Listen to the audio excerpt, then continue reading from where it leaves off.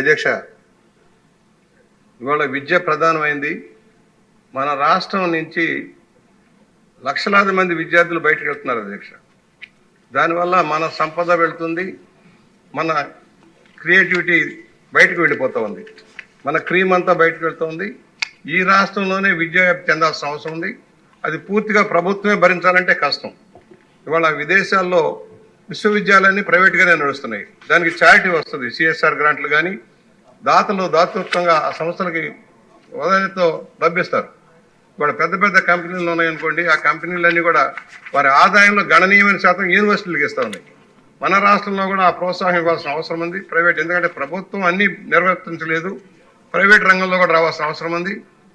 ఆంధ్రప్రదేశ్ని ఎడ్యుకేషన్ హబ్గా ఎలాగైతే గతంలో చంద్రబాబు గారు తీసుకున్న నిర్ణయం వల్ల హైదరాబాద్ మెడికల్ హబ్గా, ఐటీ హబ్గా మారిందో, ఆంధ్రప్రదేశ్ని కూడా విద్యా కేంద్రంగా మార్చాల్సిన అవసరం ఉంది.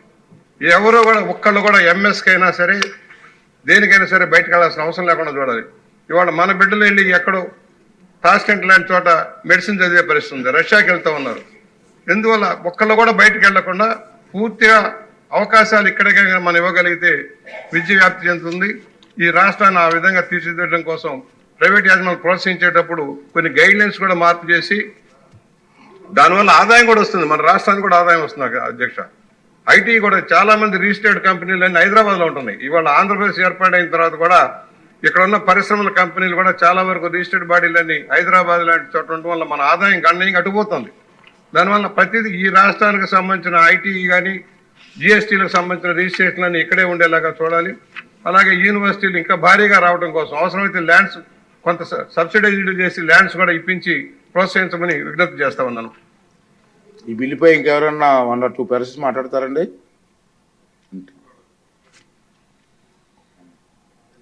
ఓకే సార్, మా కనిగిరి ప్రాంతం వెనకబడ్డ ప్రాంతం సార్. అక్కడ గతంలో చంద్రబాబు నాయుడు గారు ముఖ్యమంత్రిగా ఉండగా 2016లో IIIT కాలేజీని అక్కడ శంకుస్థాపన చేశారు సార్. అప్పటి నుంచి దాని మీద ఎటువంటి పురోగతి చెందలేదు సార్. గత ప్రభుత్వంలో దాన్ని నిర్లక్ష్యం చేసి దాన్ని కట్టుబడి కాకుండా అవరోధం కలిగించారు కాబట్టి సార్, దాన్ని ఇప్పుడు మన లోకేష్ బాబు గారు విద్య పట్ల ఎన్నో సంస్కరణలు అన్నీ చేస్తున్నారు సార్. స్కూలు ఎల్కేజీ నుంచి దాదాపు డిగ్రీ వరకు చేస్తున్న దాంట్లో మా ప్రాంతంలో కూడా ఈ కాలేజీని తిరిగి ప్రారంభిస్తే మా ప్రాంతంలో కూడా ఇప్పుడు ప్రకాశం జిల్లాలో ఆంధ్రకేసరి యూనివర్సిటీ అని పెట్టున్నారు సార్. ఓన్లీ బిల్డింగ్కే పరిమితం అయ్యింది. దాన్ని కూడా కొద్దిగా అభివృద్ధి చేసి మా ప్రకాశం జిల్లాను కూడా ముందంజలోకి తీసుకెళ్లవలసిందిగా కోరుతూ ఉన్నాం sir. Thank you sir. Minister గారు టైం ప్లీజ్, ఈరోజు కొంచెం టైం షెడ్యూల్ అండి, సహకరించండి. అధ్యక్ష, మరో సభ్యులు కుంటాల రామకృష్ణ గారు, బుచ్చే చౌదరి గారు, ఉగ్ర నరసింహారెడ్డి గారు బిల్ కన్నా ఎక్కువ వేరే విషయాలు మనం డిస్కస్ చేస్తాం జరిగింది. చాలా ఇంపార్టెంట్ ఇష్యూస్ కూడా రేజ్ చేశారు అధ్యక్ష. మొదటిది ఫారిన్ యూనివర్సిటీస్, ఎందుకంటే కేంద్ర ప్రభుత్వం ఫారిన్ యూనివర్సిటీస్ పెద్ద ఎత్తున ప్రోత్సహిస్తుంది. వాళ్ళ చేత ఇక్కడ క్యాంపస్లు పెడితే బాగుంటుందని చెప్పడం జరుగుతుంది. వాళ్ళకి ప్రత్యేకంగా మీరు ఏమైనా చేస్తున్నారా, యాక్ట్లో ఏమైనా సవరణలు తీసుకొస్తున్నారా అని అడుగుతాం జరిగింది అధ్యక్ష. 2016లో ఈ ప్రైవేట్ యూనివర్సిటీస్ చట్టం తీసుకొస్తాం జరిగింది. గత ప్రభుత్వం దీనికి 5 సవరణలు చేసింది అధ్యక్ష. ఆ సవరణలు నిన్న నేను ఒక ప్రశ్నకి ప్రిపేర్ అయ్యే సమయానికి నేను చదివితే అధ్యక్ష, మనం చేసిన చట్టాలు యూజీసీ గైడ్ లైన్స్కి విరుద్ధంగా ఉంది. అంటే వాళ్ళు ఏం చెప్పారంటే, ఈరోజు గ్రీన్ఫీల్డ్ యూనివర్సిటీ ఏర్పాటు చేయాలంటే టాప్ 100 గ్లోబల్ యూనివర్సిటీస్తో జాయింట్ డిగ్రీ ఉండాలి అని చెప్తాం జరిగింది.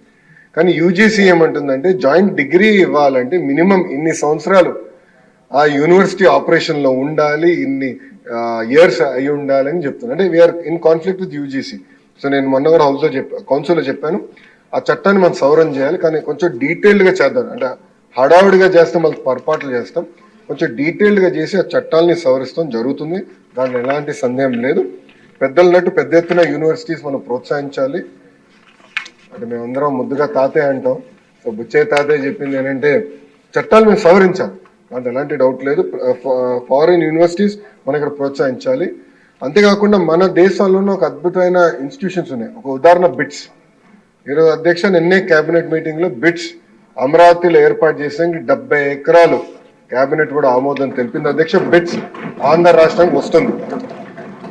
అంతేకాకుండా అధ్యక్ష అంతే సార్. సార్ కోరికలు పెంచుతున్నారు, ఆగండి సార్, పూర్తి చేస్తా. బిట్స్ తీసుకొచ్చి అధ్యక్ష. రెండోది Tata group, LNT, IIT Madras, ప్రత్యేకంగా యూనివర్సిటీ ఆఫ్ టోక్యోతో కలిసి డీప్ టెక్ యూనివర్సిటీ ఏర్పాటు చేయాలి. అంటే నెక్స్ట్ జనరేషన్ ఏఐ ఎంఎల్ కాకుండా నెక్స్ట్ జనరేషన్ యూనివర్సిటీ ఏర్పాటు చేయాలి. ఇది పర్సనల్ గా గౌరవ ముఖ్యమంత్రి గారు లీడ్ చేస్తున్నారు. సాకా నాదేనా తెలుసు కదా గౌరవ ముఖ్యమంత్రి గారి గురించి, ఆయన పర్సనల్ గా లీడ్ చేస్తున్నారు. ఇది ప్యాషన్ ప్రాజెక్ట్ గా లీడ్ చేస్తున్నారు.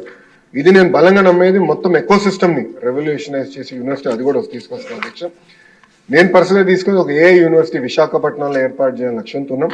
అదేవిధంగా ఒక స్పోర్ట్స్ యూనివర్సిటీ కూడా చేయాలని అధ్యక్ష. ఇది ఇప్పటివరకు ఉంది.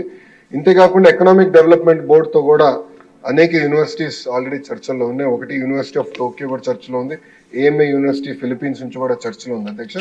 ఇంతేకాకుండా ఇతర యూనివర్సిటీలు కూడా వాళ్ళందరూ వచ్చి కలుస్తూ అంటున్నారు. సో ఈ సెషన్ అయిన తర్వాత వాళ్ళందరితో మీటింగ్ పెట్టుకుని పెద్ద ఎత్తున ప్రైవేట్ రంగంలో కేవలం ఇంటర్నేషనల్ యూనివర్సిటీ కాదు, భారతదేశంలో ఉన్న టాప్ యూనివర్సిటీస్ అందరినీ ఆంధ్ర రాష్ట్రానికి తీసుకొచ్చే విధంగా కేవలం అమరావతి విశాఖపట్నమే కాకుండా అన్ని ప్రాంతాలు, అంటే రాయలసీమకి వెళ్ళాలి, ఎవరు వెళ్ళాలి. ఇంకో పక్కన కొన్ని పార్లమెంట్లు మనం చూసే గల ప్రభుత్వ విశ్వవిద్యాలయాలు, ప్రైవేట్ విశ్వవిద్యాలయాలు. సో మంత్రి అయిన తర్వాత అది బ్యాలెన్స్ చేయాలన్న ఆలోచనలో అక్కడికి వాళ్ళకి అంటే కొంచెం ₹2 ఎక్కువ ఇన్సెంటివ్స్ ఇచ్చి అలాంటి ప్రాంతాలు కూడా తీసుకెళ్లి అన్ని ఏదైతే పార్లమెంట్లోనే కనీసం ఒక్క యూనివర్సిటీ అనేది ఉండాలనే లక్ష్యంతో మన కూటమి ప్రభుత్వం పనిచేస్తుందని గౌరవ సభ్యులు తెలుపుకుంటూ, ఉగ్ర నరసింహారెడ్డి గారు చెప్పారు అధ్యక్ష IIIT గురించి. ఆయన ఆల్రెడీ నన్ను కలిశారు, ఆ లెటర్ కూడా ఇచ్చారు అధ్యక్ష. సెషన్ అయిన తర్వాత అది కూడా టేకప్ చేస్తున్నాం. ఉగ్ర గారు చాలా తేలిగా మా ప్రాంతం వెనుకబడిన ప్రాంతం అని అంటున్నారు అధ్యక్ష. ఇంకో 3 సంవత్సరాలు ఇవ్వండి అధ్యక్ష వాళ్ళకి. సిబిజీ ప్రాజెక్ట్, రిలయన్స్ ప్రాజెక్ట్ మొత్తం ఆయన ప్రాంతానికి వస్తుంది. ఆయన ప్రాంతం రూపురేఖలు రాబోయే 3 సంవత్సరాల్లో మారబోతున్నాయని గౌరవ సభ్యులు తెలుపుతున్నారు అధ్యక్ష. అంతేకాకుండా అధ్యక్ష ఆంధ్ర కేసరి యూనివర్సిటీ గురించి గౌరవ సభ్యులు మాట్లాడారు అధ్యక్ష. 2022లో ఏర్పాటు చేశారు. ఎలాంటి శాంక్షన్ పోస్ట్ లేకుండా ఏర్పాటు చేశారు అధ్యక్ష. దానివల్ల అక్కడ ఉన్న ఉపాధ్యాయులు కూడా వాళ్ళ ప్రొఫెసర్స్ ఇబ్బంది పడటం జరుగుతుంది అధ్యక్ష. సో యూనివర్సిటీస్ అందరినీ బలోపేతం చేయాలి. గౌరవ సభ్యులు చెప్పినట్లు అనేక మంది దాతలు కూడా ముందరికి వస్తున్నారు. ఒక మెకానిజం ఏర్పాటు చేయాల్సిన అవసరం ఉంది. ఆంధ్ర కేసరి యూనివర్సిటీ కూడా ప్రోత్సహించాలనే లక్ష్యంతో మన ప్రభుత్వం పనిచేస్తుంది.